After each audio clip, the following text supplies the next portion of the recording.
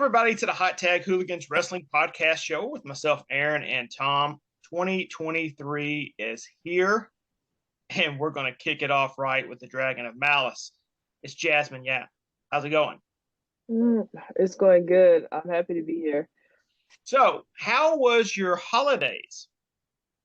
It was very fun. I'm a family person, love spending time with my family. Wonderful. Now, do you have any family traditions that your family typically does, or Not really, just your old typical thing. were you able to wrestle over the holidays? No, I had the holidays off. Well, that's okay. That's okay. I wish, in our shoot jobs, we had, the holidays off. I guess as a professional wrestler, that kind of gives you all the freedom to kind of book around special holidays and special occasions. Do you find it hard to sometimes navigate that? Yeah, it would be cool to I guess it just depends on the opportunity. Like all while you love spending time with your family, you also kind of want to get out there and do what you love to do. So I guess it's just a matter of what you want to do more. And I saw recently a list of names that everyone should know by 2024 recently in the world of pro wrestling, and Jazmyne Hao was definitely on that list. So when you see that and you're starting to get some credentials and some love throughout the world and throughout the industry, how does that make you feel? It makes me happy knowing that the amount of time I've been in this industry and getting my name out there as fast as I am, it's definitely changing for me. Now, you grew up in the Charlotte area, which whenever I was growing up, and Tom makes age jokes all the time when it comes to me, but when I was growing up, Charlotte was a hotbed for pro wrestling. It was Ric Flair territory. Did you find yourself growing up in Charlotte able to catch a lot of wrestling events, or was it just something you weren't into at the time? Growing up, well, I'm 20 years old, so uh, there wasn't really much around, but I'm sure in your day there was a lot. Yeah, back in his day, there was a time. So, when did you first kind of get introduced to professional wrestling as a fan? Well, my cousin's boyfriend, he was watching wrestling around the time I was a kid, and I just kind of stumbled in the living room, and I was like, "Wow, what is that? That looks interesting." So I was just sitting and watching it, and I'm like, "Oh wow, this looks really cool." So I'm watching it, I'm watching it, and then I just became a fan ever since. I actually stumbled upon New Japan, so I was kind of watching that for a while, and the wrestling, it was just calling for me. Like I just loved it. I fell in love with it instantly, and I knew that this is something that I had to do. Now, what are some of the things that really drew you to it? Was it the specific characters, or was it the just the in ring ability or the showmanship? What kind of was it that drew you to it? At first, when I was younger, it was more so of being able to say if I was in the wrestler's shoes, like going out there in front of so many people, showing off your character, and it's more of like an in ring ability thing. But now as a worker, it's more different. It's just you just want to be everything, if that makes sense. Yeah, and you mentioned New Japan because, and that's kind of weird. It's amazing to me right now in 2023 how many people still don't understand that there is a world outside of the WWE and AEW.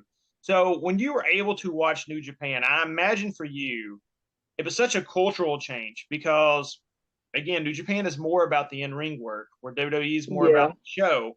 So was there one style that really drew you more to it, and why? Well, WWE, well, it's entertainment, so I was kind of drawn to that because storylines are really interesting. but like also New Japan has like very hard-hitting wrestling style that also interested me. So it's kind of like a 50-50 here and there. Now, who in New Japan automatically caught your eye? Because there's not a lot, Tanahashi. until recently there wasn't women wrestling on New Japan shows. So you said Tanahashi? Yep. Tanahashi, he is my favorite wrestler of all time. Would he be on your Mount Rushmore? I know a lot of people think Okada is a little bit better than Tanahashi. So would you put Tanahashi on your Mount Rushmore? I definitely would.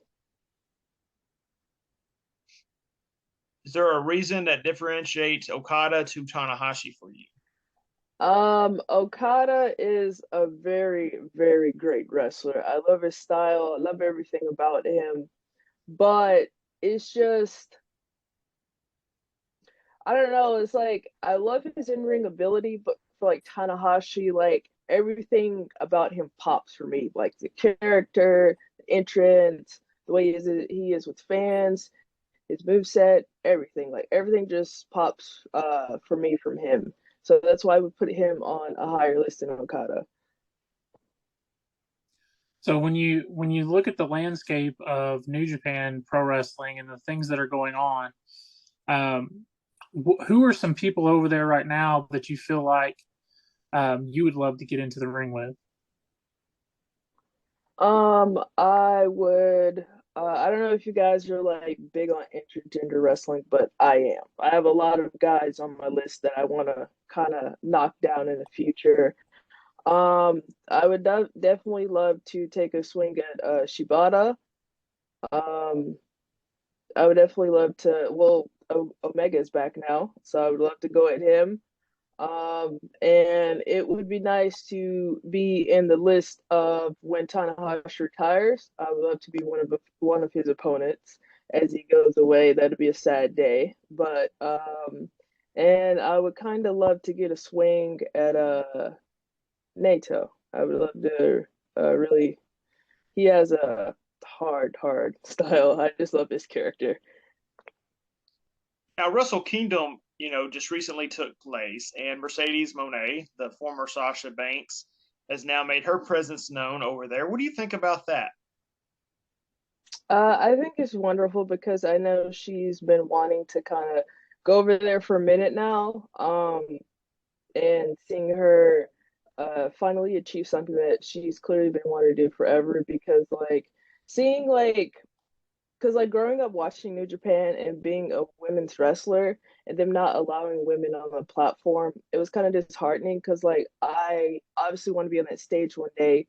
So like knowing that they didn't allow women at the time, it was kind of like, oh well, that'll never happen for me. But now that they do allow women, it's like my hopes are coming back. Like that could possibly be me in her position one day. As far as her return to wrestling, um, we know she kind of, well, it wasn't her fault, but she got messed up a little bit. Twitter was talking about that. Aside from that, I do love the new look. I love the way she came in. She looks like $1 million. Like I'm ready to see her New Japan run. I'm hoping it'll be great. I know it will be great, so I'm looking forward to that. Yeah, I think she definitely has the style that can work that New Japan stardom type. She Uh, does. and so she'll fit right in with them perfectly, I think. I'm interested to see, all the matchups that could possibly be coming her way. I'd love to see her against Julia over in Stardom right now. That's a big matchup I would love to see as well. So when you look at the females over in Japan, is there a female right now that's kind of got your eye? Um, I've seen a few, but right now, like my eye is kind of on Kari. I've always loved her. So yeah, she is definitely besides Mercedes, those are the two females that I would definitely love to wrestle in the future. Um, per it would definitely have to be on a New Japan stage Or a stardom stage, honestly, don't mind. Just as long as the setting is in Japan. That's always been a place I always wanted to wrestle. So let's do it. Now, with all the opportunities that are out there these days, when you look at independent wrestling as a whole, and then all of these major companies that are really signing lots of talent, do you try to set yourself like 1 year, 3 year, 5 year, 10 year goals, or are you somebody that kind of just goes where your opportunities take you? Um, Kind of half and half. Most of the time, I kind of go where my opportunities take me. But like, I do set a goal for like a year ahead. Um, it would be amazing if I could set like a goal for like 5 years from now. But like, it's kind of impossible to tell where life would take you. You just kind of go as life goes on. And you do have some interest outside of wrestling. I've learned that you want to be an arson expert. Is that correct?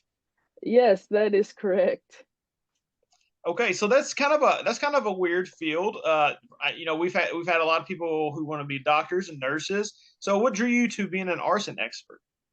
I always thought it was like really interesting because like I always wanted to be a firefighter, and like most people they don't know that like arson, like investigating arson cases exist.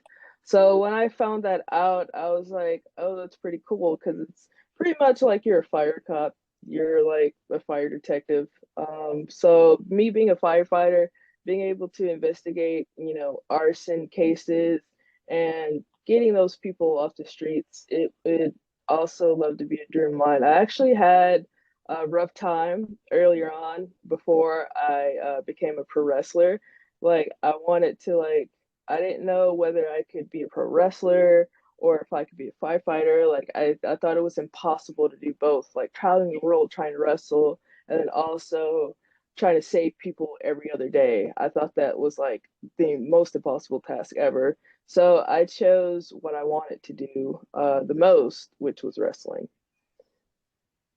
And don't sell yourself short. I mean, we've had guests on our show who currently, right now, are chiropractors still, and we've got guests on our show who drive trucks for retail companies. We've got I think sometimes with wrestling, it gets hard sometimes if you're having to really travel out. If you're Yeah. trying to get some local shows, I think that your daytime job, but look at Britt Baker. She's a dentist. And so you can make it. So don't give up on those firefighter dreams for sure. Some people somebody used her as an example one time, and I was like, well, I mean, as a dentist, you just kind of just sit in the office all day, just playing in people's mouths. You're not really like going out there in the world. So I feel like her being a dentist, that's like a much easier it's like a much easier route than like being a cop or a firefighter because you're like up early in the morning solving cases, doing this, doing that, and I feel like I don't know. I mean, I see like why you say that, but I feel like it's kind of a like not really comparable if you know what I mean. And I think she only works like maybe 2 days a week. So as far as for AEW, so I mean, I'm sure Oh there's yeah, like more training and yeah, stuff, but I mean, I had a friend who was he's still my friend, but he told me he was actually a police sergeant, but he had to in order to continue wrestling, he had to get demoted and change his schedule. So like but that's the thing, like I don't want to limit to myself to just like doing like the lowest thing of possible just to make both work. Like I want to go above and beyond in both. Yeah, So you're definitely young enough where I think no matter which path you choose, you'll still have time to do the other one day if you need to. yeah. But like, what if I decide to like quit wrestling at like 30 or like 40? Like, I don't know. I feel like I would be too old to kind of be lugging people out of buildings by 40. but you wouldn't be too old to be the arson investigator. True. That is true. Now, in the Charlotte area and I don't know, I'm from Kentucky, Tom's from Indiana. is there a lot of arson and fires that happen a lot down in the Charlotte area that kind of, because again, I mean, even though you wanted to be a firefighter, it's kind of like a different type of career path there. In North Carolina in general, that there's not that many fires, especially arson. Arson cases here happen, I wouldn't say every blue moon, but definitely not as often. Which is good. Like I'm not hoping like people go around setting fires just so I can have cases. Like don't do that. But like if I ever become an arson investigator or firefighter, I would want to move somewhere up north because I know like they have a lot of arson cases and a lot of fires and stuff like that. So I would just kind of migrate to where, the help is needed instead of being here where there's nothing really to do. And like I said, please don't go out starting fires just so I can have cases. Yeah, only you can prevent forest fires and house and buildings. Definitely. So, you obviously you don't have any issues traveling, to be a professional wrestler. That's part of the gig, right? Yeah. So what are kind of some of the places that you've really enjoyed to work, and some places that you would like to travel to work?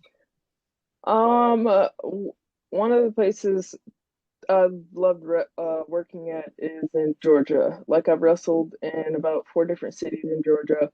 Um, Still trying to knock Atlanta off the list. Haven't quite got Atlanta there, but some places I definitely want to wrestle in the future is New York, Chicago.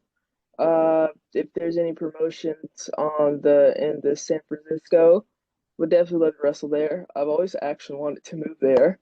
So yeah, those are like the three main places I want to wrestle. And I kind of would add Florida to the list, but Chicago and New York are really my target right now. And you mentioned intergender wrestling. Recently WWE finally had one of their first little intergender matches in many years when they had Rhea Ripley take on Tozawa in kind of a squash type match. But in your opinion, why do you feel that big time promotions are still shying away from letting big time feuds happen, like a Charlotte Flair versus a Randy Orton type feud? Why do you think that they're so scared of that? I'm not sure. It's not even just big time promotions. Even small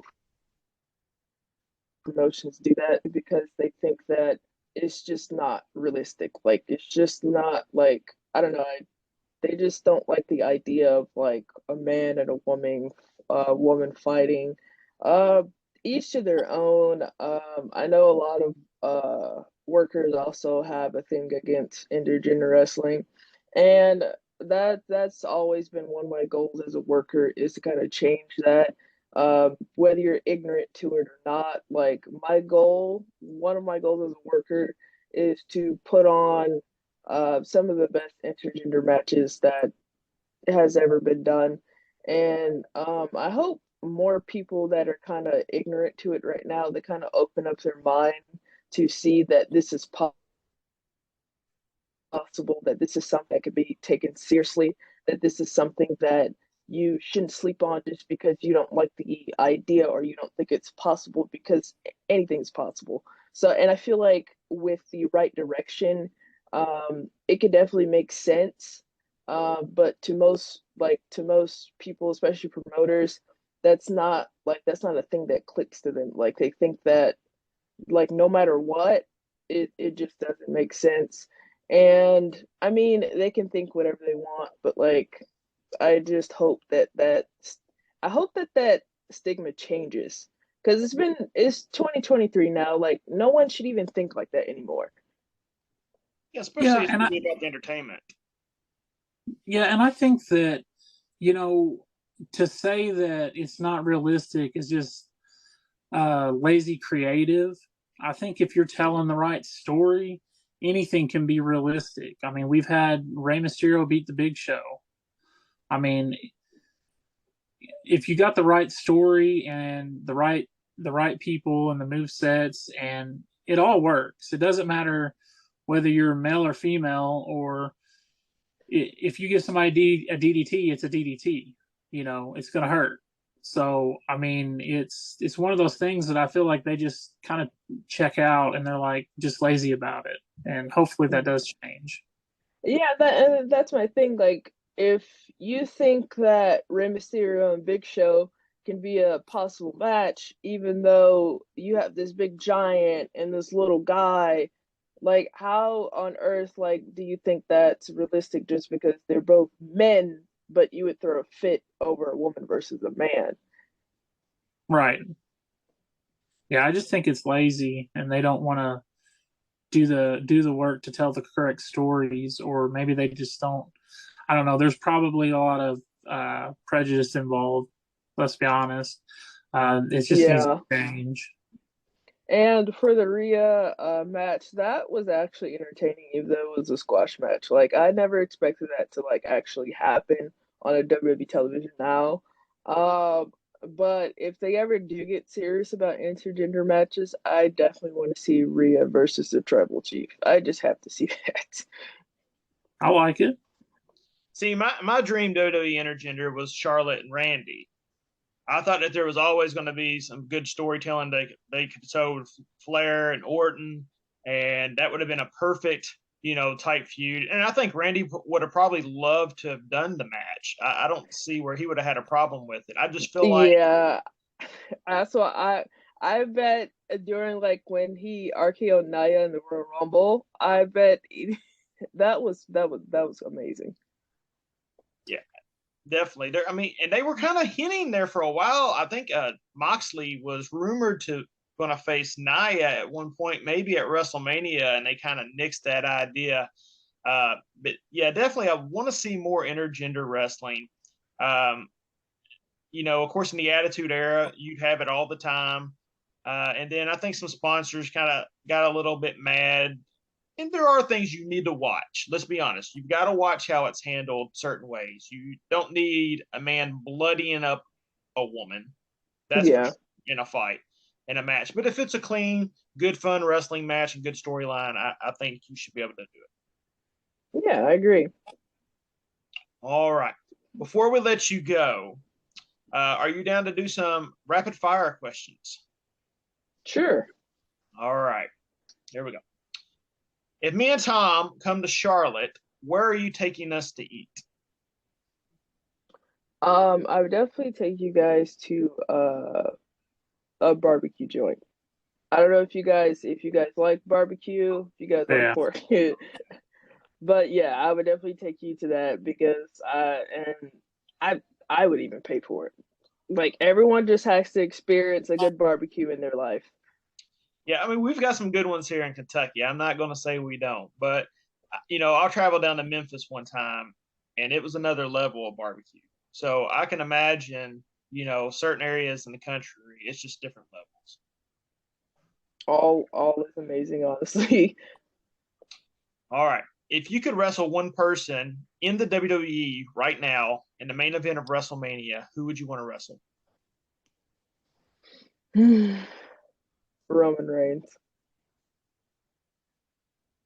I love it. Yeah. Let's go. Roman's another level right now. He just really is. He's had a fantastic year. What is your favorite movie? I have a lot because I love horror movies so much. I love horror movies. But in terms of right now, my favorite movie is Endgame by Marvel. That was an amazing movie all around. Yeah, just a culmination of everything for all those years, and you kind of got the wrap up there. Great movie. I'm excited to see what comes next with this next phase 5. Me too. I can't wait. All right. Last question, and we asked this one a lot. Does pineapple go on pizza? No, absolutely not. And if you think so, I truly believe you're a serial killer. Hey, I'm with you. I can eat it, but I don't like it. I also, speaking of pizza, I hate when people fold their pizza. Yeah, I'm not a pizza folder, that's for sure. That's definitely not. Now I can do pineapple. It's not what I order, but I can do it. It's not the worst thing I've ever had on a pizza. for sure. But yeah, we always ask that one, and we always get some crazy yeses, and we get some crazy nos. I think the craziest one we ever had, and I still haven't done it yet. Someone told us to put a Reese's peanut butter cup on a pizza, on a pepperoni pizza. That is the most disgusting thing I've ever heard in my life. They did. They told us that. I haven't tried it yet. I would not do that if I were you. Oh, I'll try it eventually, because I'm that type of person that's like, I'll try anything once. I'll try anything once, as long as I know it's not going to kill me. Sure. Oh, yeah. Reese's on a pepperoni pizza. Yeah. I wonder, how did that come about in their mind? Exactly. It was probably a long night out of the club. I would almost assume. I can't remember which guest of ours told us to do I can't that, either. but we were just like, what? So, yeah. Well, Jazmyne, thank you so much for joining us tonight. Here's your chance to plug your social media for anybody who wants to follow you. If you want to follow me on all social platforms, my Twitter is my name, Jazmyne. X0, you'll see it, or you can just type in Jazmyne Hao. That goes for Instagram too. My Instagram handle is just Jazmyne Hao. If you go to the link in my bios, it has all of my social media platforms, including my merchandise link if you want to go get an amazing Dragon Malice shirt. Speaking of shirts, I have a new one coming out soon. I hope you guys go and get you one. You guys too. I see titles back there. You look like a great collector. So I'm a merch guy. I would like to see my shirt back there on that wall, sir. Oh yeah, and when you drop the new shirt, send us a link. We'll retweet it all over the place, and definitely help you push that shirt out. Everyone go and follow Jazmyne. Give her a holler. Definitely someone you want to pay attention to in the next year or so in the world of pro wrestling. For myself and Tom, thank you all so much again for a great 2022. Got great guests lined up for 2023. We have our award show coming up. We have our Female Wrestler of the Year show coming up, and we also have our Male Wrestler of the Year show coming up as well in the next few weeks. Can't wait to drop those episodes. A lot of great debating is going to go on that show. I have a feeling. Hit the subscribe button for myself and Tom. We always love the support. Anyone can always give us as well. Also got some big news dropping. Not only do we have Loving Casey Nelson and Independent Road to Wrestler's Journey, but in the next week or so, I'll be dropping my new book, No Wi-Fi, No Problem. We'll be sharing that out as well. Let's try to make that one another number one on the bestsellers list like we did today, we pray. Thank you all so much. Jazmyne, thank you for joining us. As always, everyone stay safe so you can go out and watch all the pro wrestling that you possibly can. For myself, Tom, and Jazmyne, everyone, have a good night.